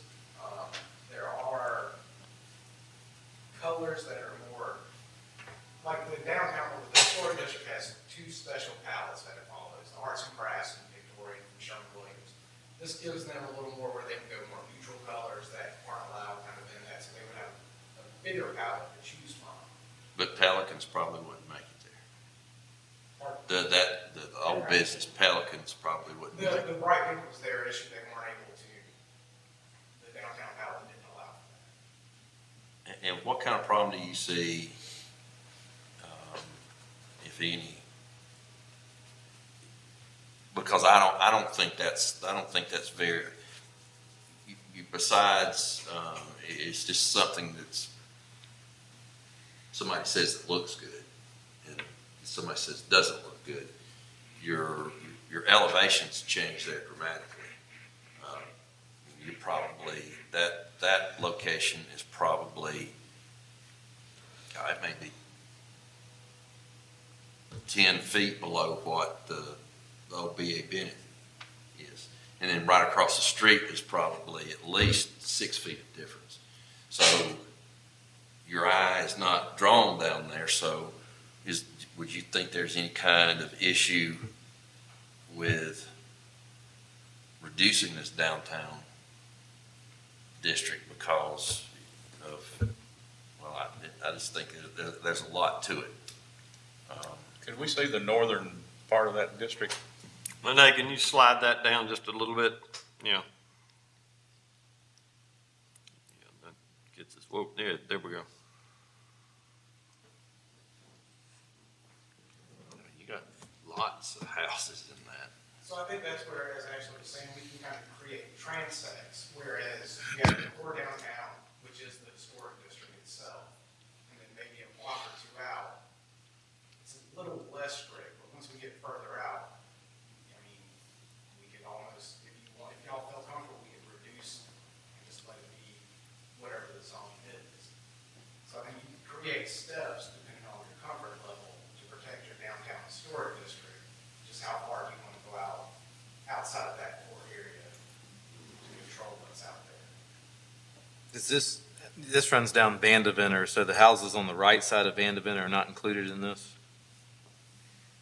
I mean, I would think that would be a part of it if you're going to say that the rest of the neighborhood is in. I think the point, It's an easy change. We can do I it. think the point, yeah, I think the point here is conceptual. I'm more Yeah. worried about, do you support having less strict in the area? You know, this is taking the very strict down to a very poor area. We're not gonna solve this one tonight. Let's agree that this is one we're gonna have more conversation about, and let's get the maps to council and get some definitions together so that we can start working on Right, this a little and the bit more. regulations that would be in And the this. regulations that Yeah, we've got, so yeah. you should have those. Well, You yeah, should- it'll- You don't have them, okay. We'll get them. Yeah. We'll get, email we'll them. get all that to council. Yeah, let's not get bogged down on There are this. two specific sites that we just want to talk about tonight. Overlays, we can do that. Yeah, that's good. All right. All right, thank you. So here for what was just proposed in that, proposed boundary in the red, so this was some of our intents and purposes. So again, we recognize that this then captures some of the neighborhood and captures some non-residential uses. So we want to make sure that the mix of uses is promoted, that it's still allowed, but everything is kind of have that succinct character, but it's not too strict to where people aren't able to redevelop or keep up with those standards, especially when it comes to exterior facades. So again, promoting redevelopment, but maintaining that consistent and unified design standards. But then also what we wanted to include is making sure that as that area, especially as we encompass what was being proposed for expansion of the overlay, that area is also walkable, and you have the sidewalk connectivity, and you have those storefronts that address the street. So again, these are just some ideals in regards to what that could look like, and you have something a little bit more traditional on the left-hand side with the benches out front, and then on the right-hand side, this is something that is a bit more modern, but you still have some of those similar exterior facades. You have buildings that address the street. You have a lot of visibility and transparency. So just a mix of what could be potential in regards to architectural style. No, this is not the historic, it's just the overlay. The transition. This overlay. was Okay, bigger, right? okay. Yeah, so for example, the green area, the core downtown, or the core historic area, is required to have, awnings at an angle. And outside that area, they would be allowed to have flat awnings. Like Namaste. To bring a real world example to the table. So they just get a little less strict, but still have some higher standards than the rest of the zoning district. So when we talk about,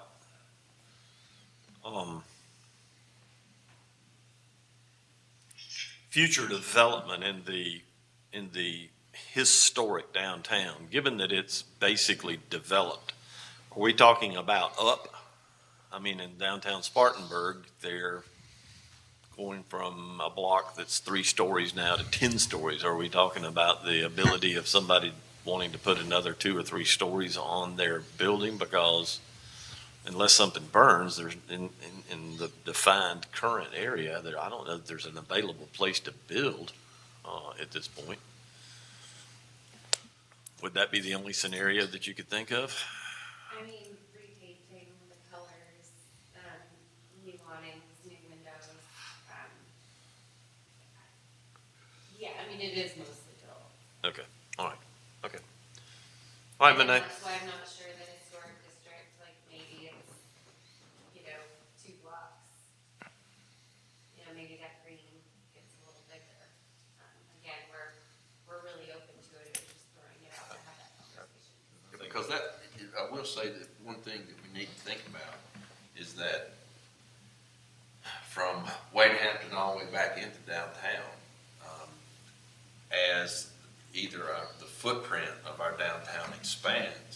it's gonna take in to, several lots that are residential, and we gotta, for instance, we could have a building, it would be, maybe it would be this tall, but not near this size, on the corner of Miller and Poinsett, correct?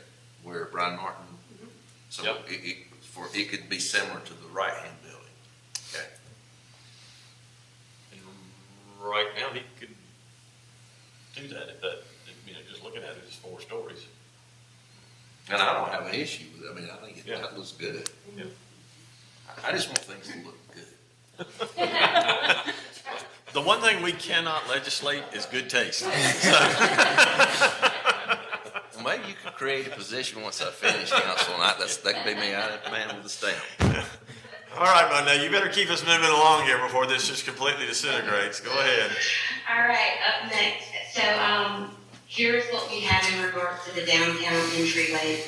And, we're looking here at the orange, but I kept that red on there just so we can see how those overlays, interact with each other. And so what we did again is we took a look at the future land use map, and we looked at some of those key corridors that you all identified. And we said, what was something that we could put in place that would simplify the standards so all of those corridors have the same overlay standards. But in addition to that, we want to welcome people into downtown. We want to welcome people into Greer, and we want to create a sense of places people arrive. And so these are just the boundaries that we're recommending. This is something that can be applied to other corridors, or they can be taken off. But just an idea in regards to what were those key streets that, after listening to stakeholders, after reviewing future plans, to see kind of where things kind of mapped out. So again, the architectural standards are not as intense or stringent as you would see in the historic downtown, nor as you would see in the downtown transitional, but we wanted to make sure that, again, that you have a unique sense of place, and you're capturing that either through landscaping, through lighting style, making sure that as people enter, they can have a sense like, okay, I'm here. So that's where we get into the coordinated development. Also another layer of this. So here we've listed the boundaries and the different streets that it encapsulates. Again, this is something that we're welcoming feedback on, so please feel free to chime in. But also we wanted to make sure that as we get through the downtown entryway, what are we also considering outside of aesthetics? And so as development comes on board, we also want to make sure that the corridors remain walkable. And we have 2 approaches that you'll kind of see on the screen in regards to parking and where it's placed. So instead of all of it being placed in front of the building, making that walk from the sidewalk a little bit longer, sometimes a little bit hotter, making sure that those entryways are near the street, that we have landscape paths to them. We're placing the parking either to the side of the building or minimum rows of parking in front of the building, and potentially what that could look like.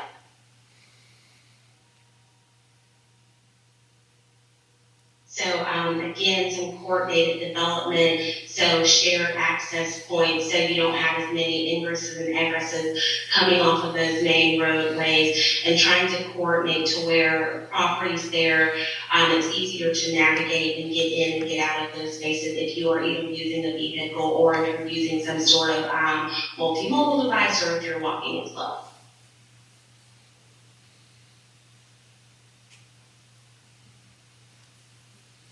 So those were the key elements of the downtown entryway. Does anyone want to chime in or have any recommendations for the boundaries that's proposed?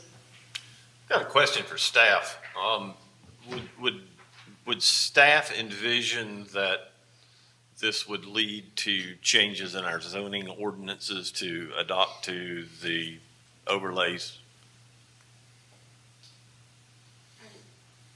I'm not sure I understand the question. Sorry. Would we change any of our current sign ordinances to align with the overlay so that signage becomes Oh. similar in the Yes. overlays. The overlays do have sections on signage. Okay. That have kind of stricter than the other areas. Okay, all right. They limit it to certain types, whereas, Wakehampton or other corridors would be allowed to have more. So there are more specific sign standards, again, parking location standards, building material, some other things. Okay, all right. On these entryway overlay districts, the ones that looks like I've seen, the majority of the properties are residential. And what you're designing for, what you've shown us is commercial. So let's say somebody has a car run through the front of their house and it's all vinyl. And so how does that affect repair? Yeah, I mean, If a house is damaged destroyed, more than 80%, then they would need to comply, so that. comply with the front facade overlay. And that would be require- landscaping, but does it break out the residential versus commercial? Not for materials, it's basically, it treats everything Yeah. as the same. But if that's something that council would prefer, it's where residential is treated a little bit different than the commercial.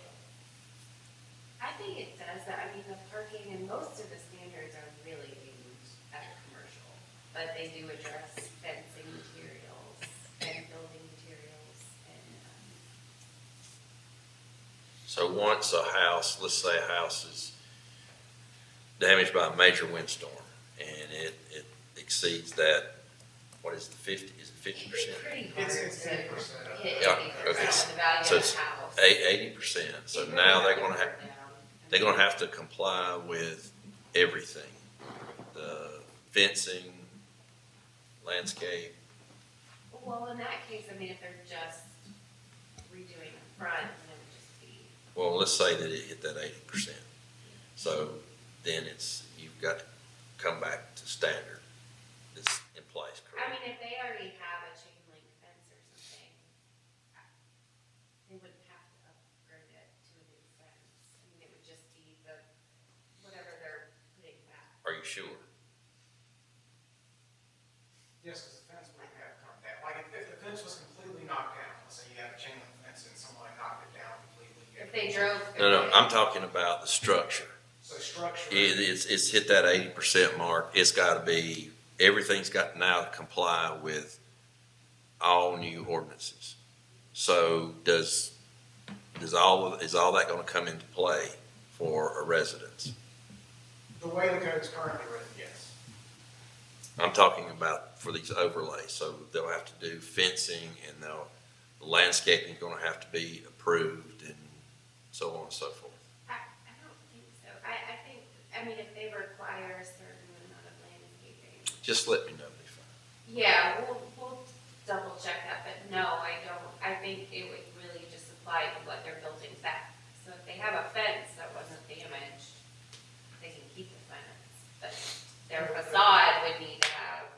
The landscaping would be required unless they install a parking lot. That's really where they're gonna get to those landscape standards is with parking It's lots. screening for parking. Even if the It's mostly for landscaping was commercial. either going to have to be torn out or it was destroyed during whatever.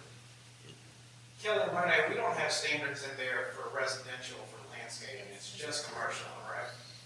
I believe so, you're absolutely correct. And yeah, individual single home sites, don't have the same components we're talking about here, especially as it relates to landscaping. You're correct, Ryan. Let us just run that scenario though and make Yeah, sure. absolutely. That's not the intent, surely, so. Yeah. Others? 3 more slides on the overlays, Mayor. And the last 2 are simple.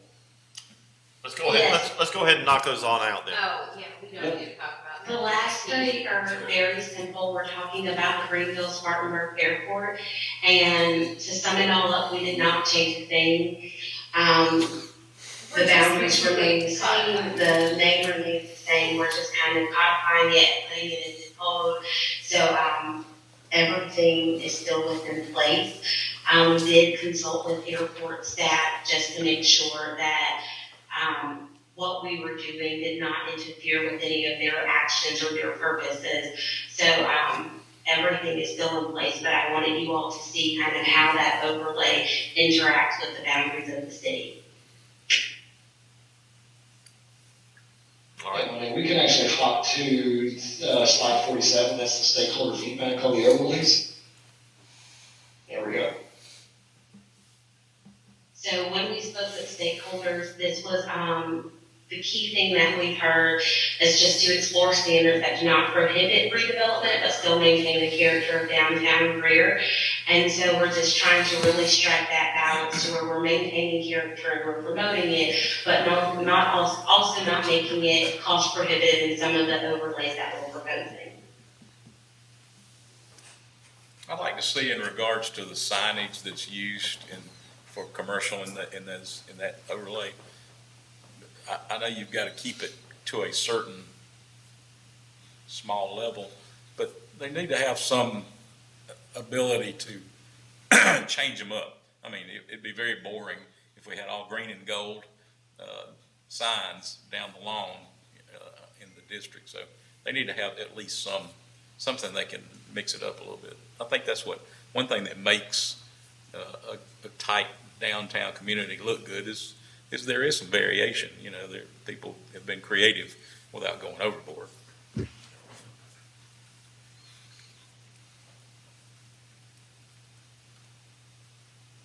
Yeah, so that's definitely something that we'll take another look into. We do have kind of the sign standards outlined in each section or each overlay section, but making sure that there's if we do get into colors, there's a nice, I guess, palette people can choose from. And we did the same thing in regards to the sign types. And we have those visual aids that kind of represent what each sign type looks like. So it sounds like, some homework for next time. We're gonna make sure you guys have the text, to take a deep dive, and then we'll go over some more in-depth slides for each of the overlays and try and dive into those boundaries and the standards and whether you think they're strict enough or too strict. So it sounds like that'll be a really good session for next time. Brandon and I do have two specific cases that we would really like some feedback on. I think Brandon's maybe gonna pull up Yeah, I'm gonna pull it. a map. Do you wanna do GIBC first? Yeah. Okay, so we currently have an overlay called the Gateway International Business Center, and I have to look at it because it comes up very rarely, but in the last 2 weeks, we've heard it 3 times. I guess the original intent was that it was going to be a business park. So this is the property that kind of fronts 101. 101, goes all the way back to 290 Wade Hampton. It's where the Brookshire Industrial Park is, right out there. So it is pretty strict in terms of architectural standards and uses. We are proposing to no longer have that overlay, so we're kind of wondering how council feels about that. So are y'all able to see GIS on y'all screen? It's restrictive in the materials that it allows. It's like a 5-page overlay, it's pretty extensive. It's all just green. Of So architectural. our GIS is currently down, so I'm kind of having to use the counties. So it roughly runs from here and kind of encompasses this area. We're proposing in the UDO to basically do away with GIBC. But we have a project that is wanting to kind of look at potentially doing something. Is that something that, would y'all feel comfortable if GIBC went away? Or is that something y'all want to keep as an overlay? What was it called? Gateway International International Business Center. Yeah. Oh, that's the gateway. Gateway. Yeah, I'm not real familiar with what it says now. Yeah, I think we need some direction in terms of what it says now. That was, interestingly enough, the project that we talked about again earlier today, Andy and I did, that we set up a TIF district for, I believe, that we never were able to fully recoup our money on. You remember that situation? I do. Yep. Yeah. And I know there was, at the time that was created, some pretty high expectations for what that area would develop and look like. And I'm not sure that it's appropriate to this day, but, I think if we had the opportunity to look at it a little bit more in depth, given what has taken place in that area now, I'm not sure that that it's relevant for the Was that most part. created back when the park was created? Gateway Park? Oh, yeah. Okay. So within GIBC, what it allows for is like professional office, distribution, warehouse, and manufacturing only. If you have an office, you can have some type of accessory use. Even though the properties are zoned I-1, they're still limited by that overlay of what they can do in there. So it's a property that's looking to redevelop. What they're wanting to do is not one of those very strict office, manufacturing, or anything like that. I think part of that came from the fact that was, when that park was conceived, it was primarily residential out there. And there was some thought that they didn't want a lot of industrial in that area. So the 101 corridor, like, that's going to be kind of one of our entryways into the city with the overlay, so we'll have some standards that go along there. So we're talking about 101 at Brookshire? Okay. I don't think we're opposed to changing it. You probably just need to bring us your proposals for what it is now, what it needs to be. So, so I think within the standards, like, it's pretty straightforward, we can get you those. But it was one of those, if we're gonna do away with it in UDO, would you be fine with us bringing a zoning map amendment to basically do away with that entire district now? Or would you prefer to have it incorporated as just part of the UDO process? Because GIBC is not being proposed in the UDO. Staff is recommending to do away with it. There you go. We will bring a recommendation to y'all to vote on that we remove GIBC district. Fair enough. Now, Voted up or down? Yep. Okay. And then the other one. This is kind of our current downtown overlay that we've kind of discussed a few times, kind of this area right here. It's showing on It's their on your screens, screen, yeah. not on this one. I had to go make sure. So, what would y'all kind of consider the cutoff point that you would want to control how things really look coming into downtown?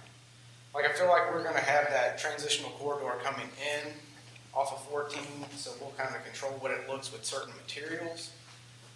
And I think what we're proposing in the current code is 80% of the visible facade from the corridor has to comply with like brick, wood, stone, so it's just that 80% that's visible from the corridor. So if we came down this way, that would kind of control that. But right now, anything that redevelops in this area has to be all brick, very little stucco, and we control the colors. Would council feel okay with maybe removing some of these properties from the downtown overlay until we get the remainder of the UDO done? So like if we wanted to remove some of the properties that are on this side of the tracks, I guess that side of the tracks going towards 85, is that something council would feel okay about? Is this the glass factory? Yes, sir. Yes, sir.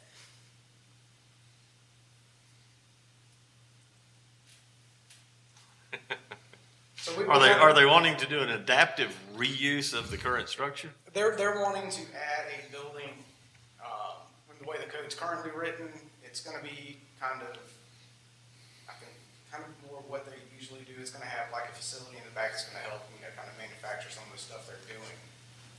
They proposed the metal building the way the code's currently written. The entire building has to be brick and has to comply with a lot of standards. The building currently on site is an all-metal building with kind of like a water table type brick on it. And I think that's kind of what they were hoping to do, but the code doesn't allow for that. So that's kind of just where staff is asking, should we reduce the downtown overlay and really just start that until we get the UDO done? Reduce this property out of it and and just keep it above the tracks. It's, now the location of that building is not at the site of the old plant, right? No, sir, it's gonna, so here's Dixon Messer is right here, the building's gonna go kind of beside it to the rear. So you're only gonna be able to see a small percent of Not from the school building side, the 14 side. Yeah, so as you come up over kind of the bridge. Have we got a site plan? On the right. Have we got a site plan? I believe we just have elevations, but I think what we were kind of, We're just trying to gauge. I give you full council's- disclosure. They called me. And, you know, because we're in a workshop, I think it needs to come back to us in regular session so we can debate and do. I'm open to a debate. Yeah. Would staff will bring this matter back to you with a recommendation, and we'll just ask you to vote it up and down. so what we would do procedurally is we can take zoning map amendments to planning commission for recommendations and bring those to y'all, and at that point, we can have that bigger conversation, but it will come to you with a recommendation from planning commission, just so we're aware. Can we get it before? I think we could hold the same conversation in an open meeting, kind of like during an administrator report to try to get some feedback, but I don't know how much discussion could actually. Well, I mean, I On a think it would be, particular case. I mean, we're wanting hypothetical. we're not talking about the case itself, we're talking about a recommendation from staff to amend the overlay. That's what we're talking about, which would reduce it. And that's what we would be bringing to you. Gotcha. The merits of any particular project prompting that is aside. Gotcha. Correct.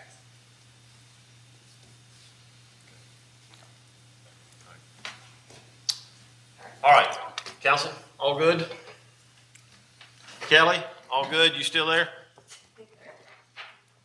He's gone? Maybe, they might be done. Yeah. We're still here. Oh, y'all still there? I had to change earpieces, my battery died on my headset, so sorry about that. All right, y'all all good? We're gonna wrap this up. We're gonna wrap this up, next workshop, you'll actually see me live and in person. Okay. All right. Thank you. Just like Ashley said, we'll build off of all this, so thank you all for the great comments, and have a great evening, folks. Okay, Kelly and Renee, thank you. Y'all too. We Thank you. appreciate it. Thank you all. All righty, staff, we good? Mr. Merriman, we good? We're good. Stand adjourned.